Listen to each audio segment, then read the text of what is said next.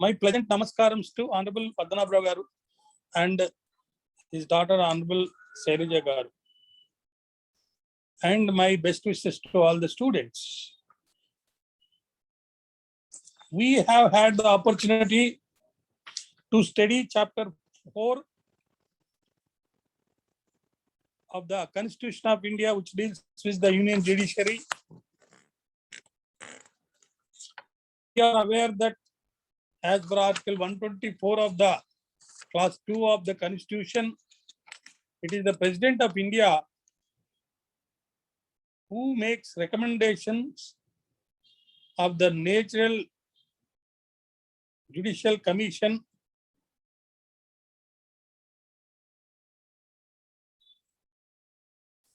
Judicial Appointments Commission's recommendation is accepted. But unfortunately,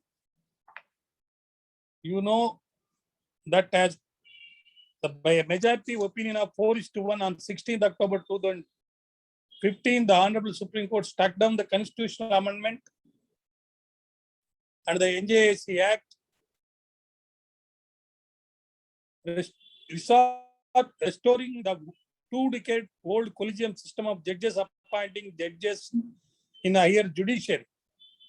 So 99th Amendment and the NJAC Act were quashed by Honorable Supreme Court. What is the reason why the Honorable Supreme Court cast NJAC Act and also 99th Amendment? The Honorable Supreme Court declared that these are interfering with the autonomy of the judiciary by the executive, and it amounts to tampering of the basic structure of the Constitution, where the Parliament is also not empowered to change the basic structure. We have important and famous decisions of the Honorable Supreme Court that basic structure of the Constitution cannot be modified or interfered. We know that in the basic structure, many of the fundamental rights and also preamble and its thoughts and other things have been made part of it. So what we have to see is that while considering the appointment of judges, it is the basic structure that has to be kept in mind. Whether by any reason the executive or any authority has got any chance for tampering of the basic structure of the Constitution. While Supreme Court held that the Constitution is not giving any authority to anybody, including Parliament, to change the basic structure, but it also has observed that it acknowledges that the collegium system of judges appointing judges is lacking transparency and credibility, which would be rectified, improved by the judiciary. This is what we have to discuss. What do you mean by lacking transparency and credibility, and how to rectify and improve the system? That is more important. We have to see that the collegium system acts with transparency. How this can be achieved? This is most important. Unless the collegium system of Honorable Supreme Court functions well, we don't get good judges. We can say collegiate system means the system of appointment and transfer of judges that has evolved through judgments of the Supreme Court, not by an act of parliament or by provision of the Constitution. So, in the collegium system, we have to see, first of all, what is the purport of the 3 judges cases, and finally, how transparency and accountability can be achieved. You see, recently, the collegium has, for the first time in one single resolution, recommended 3 women judges.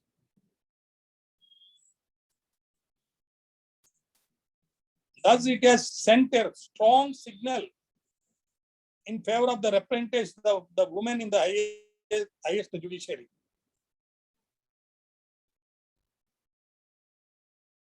So, how the collegium system has evolved is, 3 judges cases we have to keep in mind. The first judges case in 1981, it said that the Honorable Supreme Court in this judgment declared that the Supreme Court has primacy. That is to say, there is primacy of the Chief Justice of India's recommendation on judicial appointments and transfers, and the CJI, the collegium system, can refuse for anything but only with cogent reasons. But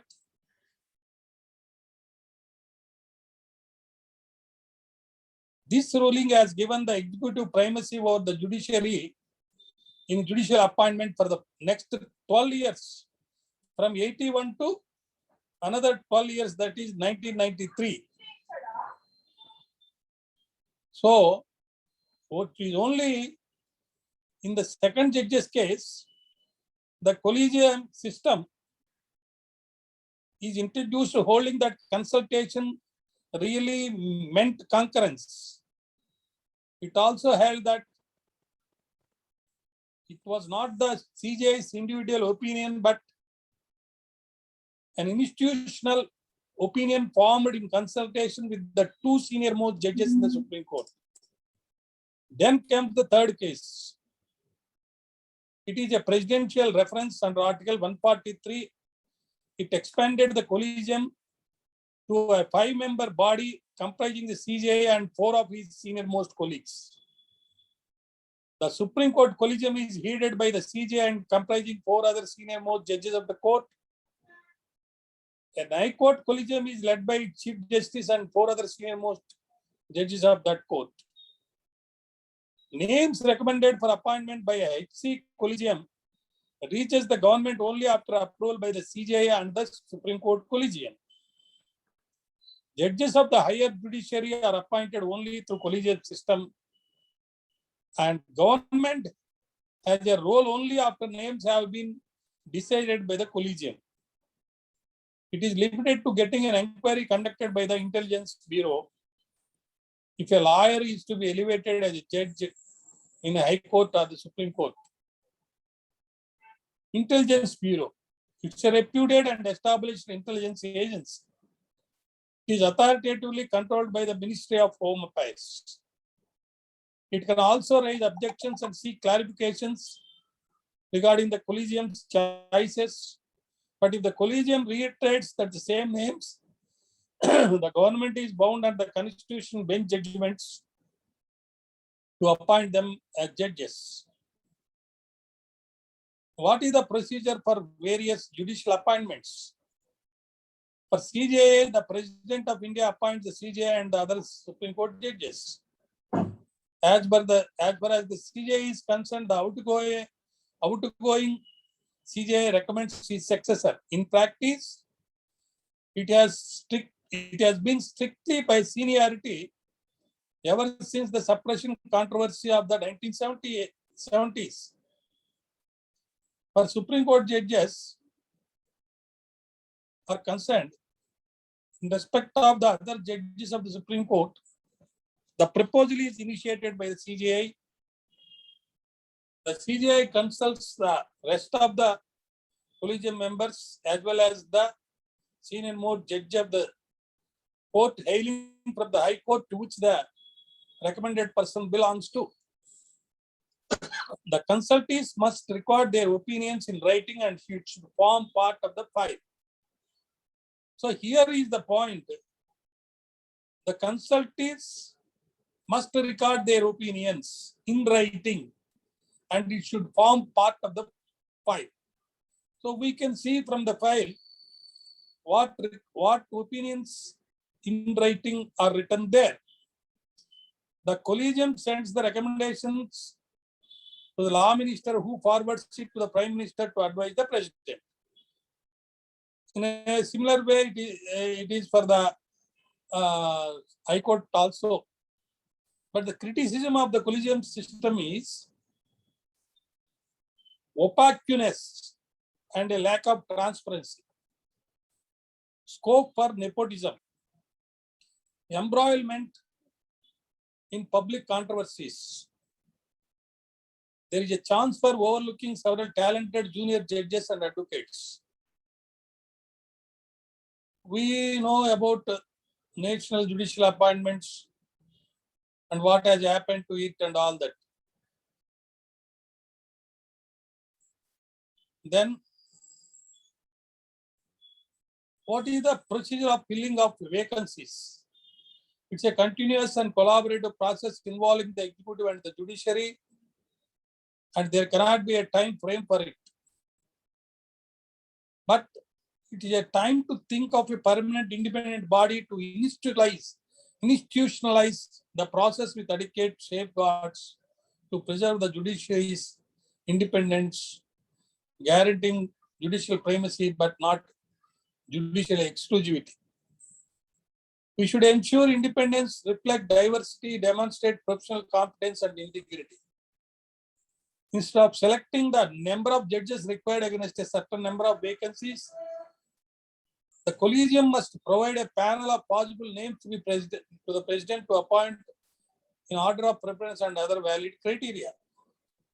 Many other things are there which can be considered by the collegium system, but unfortunately, after the central government has informed that it doesn't want to make any law or submit any recommendations about what process or initiative that has to be followed or discussed. Now it is left as suggested by the central government to give a good decision by the Honorable Supreme Court, considering all the aspects and especially the criticism that there is lack of transparency and accountability.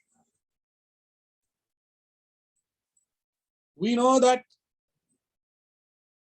new judges have been appointed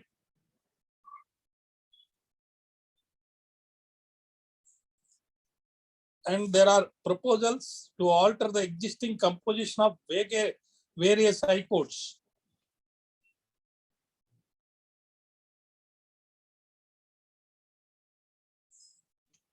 Then a new and proactive collegium now under the leadership or guidance or the authority of the Chief Justice of India is fastly moving and working.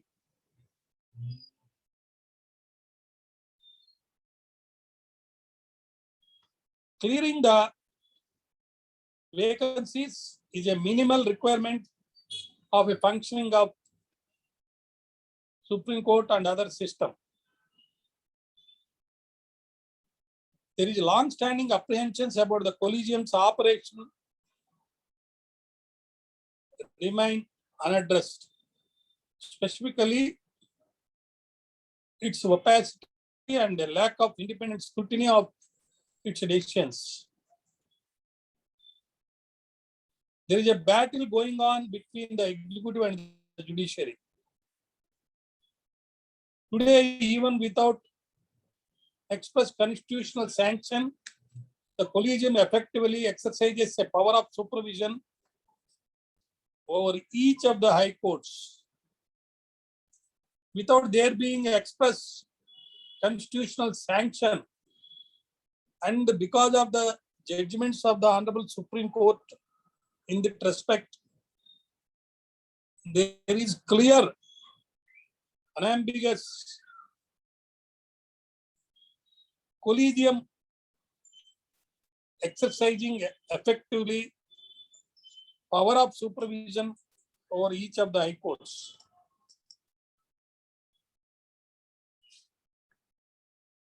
For the last 2 years, we know that no recommendations are made to the Supreme Court for appointment of judges. But suddenly on August 17, a list of names were sent for elevation. In this list, Justice Qureshi's name is not there.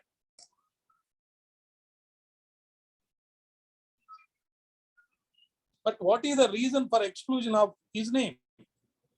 We also do not know why 5 Chief Justices, including Justice Qureshi and several other business judges, are now being transferred to different high courts.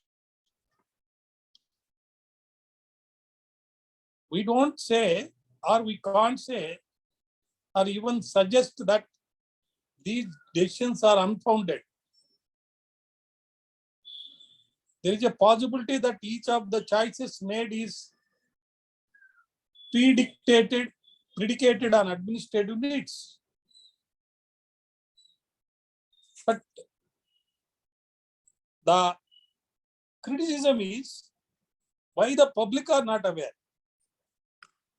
why the public are kept blank, why can't the public know the reasons about why and how the judges were selected and chief justices are transferred. All these things are done after the selection of judges by Honorable Supreme Court, Collegium, and a recent decision on September 16, and the appointment of new judges and joining and all that. We know that separation of powers of executive, legislature, and judiciary is a bedrock principle of Indian constitutionalism. Judiciary has got autonomy. The process of appointing and transferring judges assumes salience. But how to strike a balance between the sovereign function of making appointments and the need to ensure an independent judiciary has long plagued the Republic? How to see that there is transparency and accountability? The Honorable Dr. B.R. Ambedkar described a middle course. What is that middle course? Justice Supreme Court are appointed by the President of India in consultation with the Chief Justice of India and such other judges that he deems fit. Judges to the High Court are to be appointed by the President in consultation with the CJI, the Governor of the state, and Chief Justice of that court. In the case of transfers, the president may move a judge from one high court to another after consulting the CJI.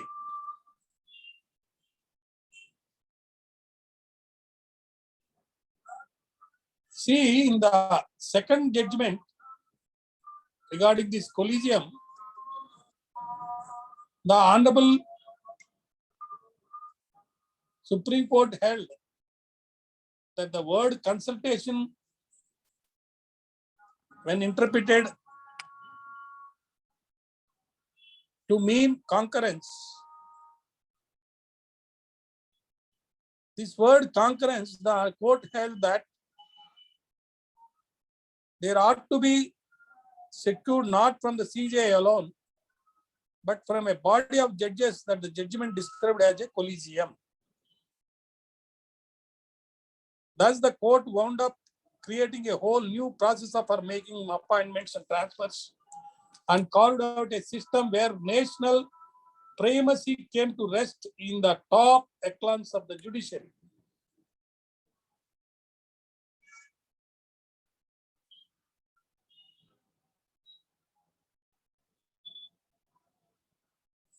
But the collegium must also consult other senior judges of the Supreme Court who had previously served as judges of the High Court under consideration. So, a procedure is there that is called Memorandum of Procedure, MOP. But there is no actual guidance on how judges are to be selected. With this background, since we know that NJSC is promised to reform the existing system, but unfortunately, all the promises that were made are not worked. You see what has happened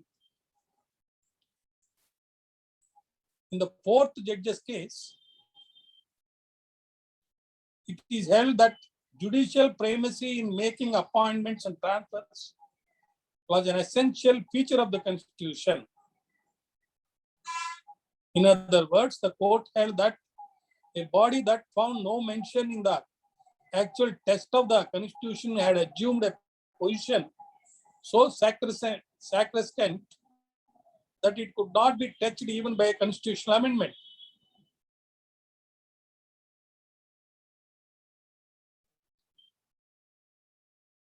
So what is to be done? Until alternative is properly framed, the collegium represents the best solution that allowing senior judges of the Supreme Court primacy in matters of appointment and transfers, as it is the only practical way to guarantee the independence of the judiciary.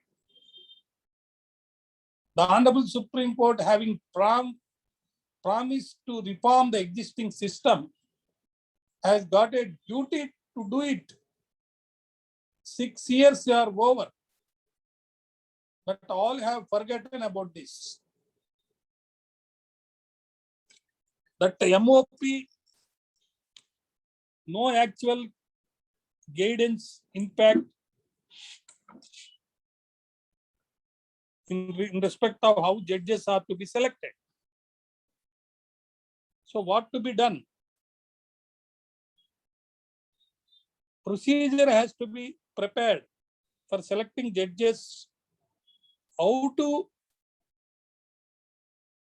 make the said procedure legal, whether it is by making constitutional amendments by the Parliament or by judges made decisions of the Supreme Court. That is left over. The Honorable Supreme Court has given a promise in the fourth judge's case that it will take steps to see that there will be transparency and accountability so as to prevent appointment of malleable judges. So what happened to that promise? The MOP, Memorandum of Procedure, that is contemplated is not containing any guidelines. With this, any person, whether he is competent or not, can again be appointed as a collegial under this collegium system.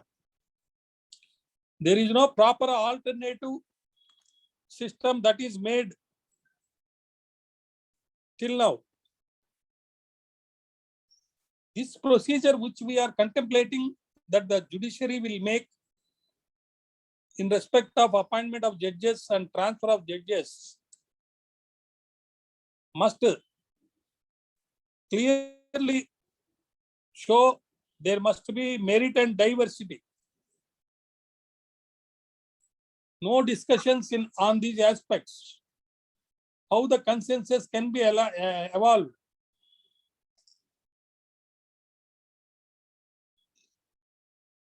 Our constitutional scheme envisages no power of administrative superintendent in the Supreme Court over the High Courts.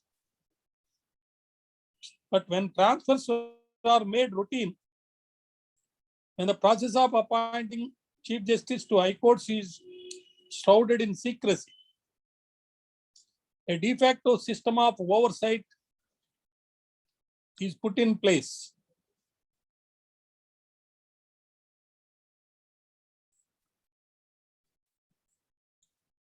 Really, judges value their work, which are entrusted to them.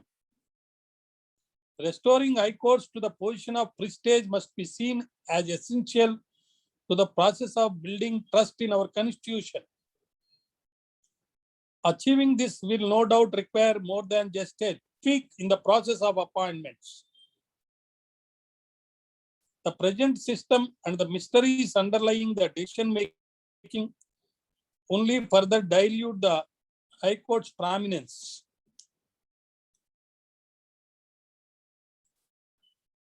Chief Justices are moved around with alacrity and they are accorded tenures lasting a matter of months at best.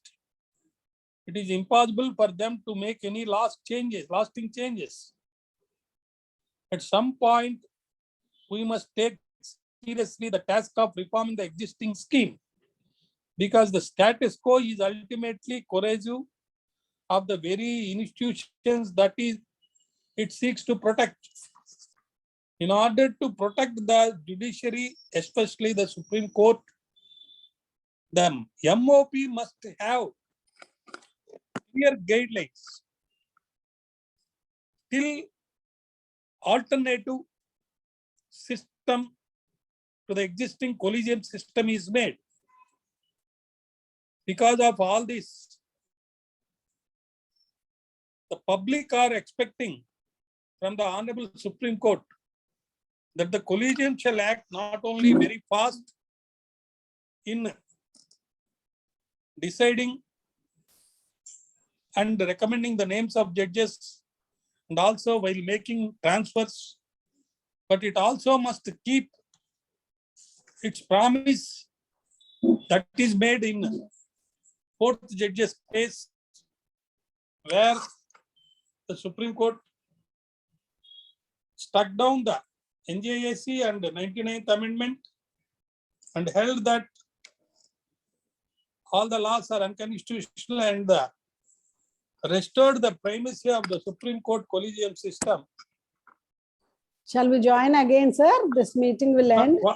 Only 1 minute, madam. Okay, sir. So because of this, let us expect that in due course of time, there will be change in the procedure and the Honorable Supreme Court rightly will make a procedure and keep it in MOP, and later the Parliament will make a law regarding appointment of judges and also transfers of the judges in a consultation process as envisaged in the Constitution. With this hope, I stop here.